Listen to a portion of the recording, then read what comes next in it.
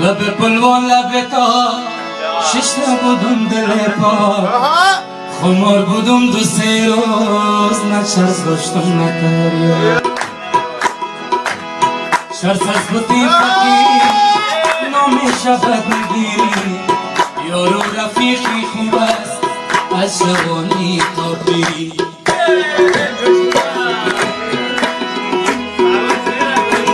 سگره درد سر داره تکلیفی جگر داره چرسی شیرک مزار نشهی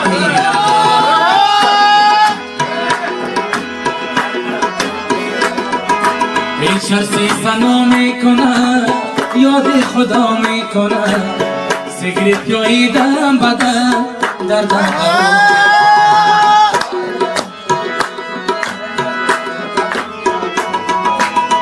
عادت ماست منگوش است از خدا داریم و ترس با خوب و بده کسی هیچ وقت نداریم دست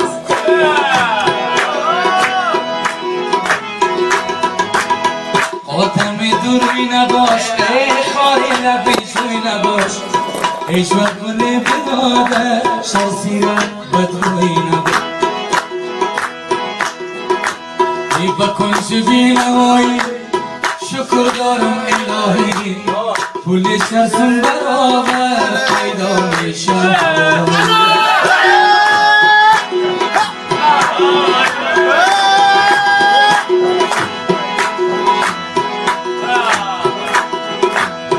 بیان کردم چند سخن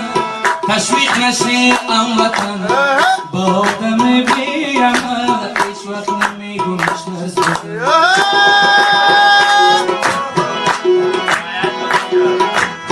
چرسم نستن خرابات و مناجات سخنهای شیرین تر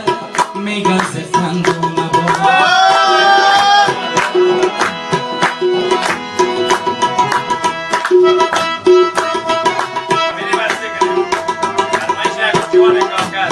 در میان لای گل خیر است در مانم فتا بوتن تیلم در این شام غریبانش کنم من مرده ایدم شخ شد جگر خون و پریشان میشد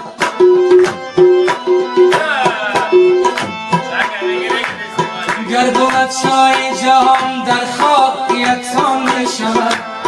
من مرده ایدم بچه خیسان میدم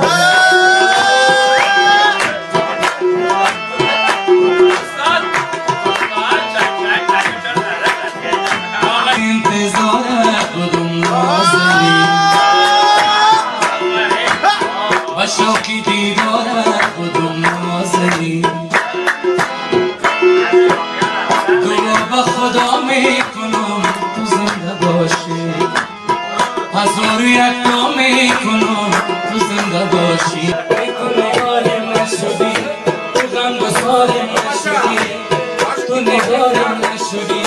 تو غمگسارم نشدی تو که همساغر من دم شب تارم نشدی تو که همساغر من دم شب تارم نشدی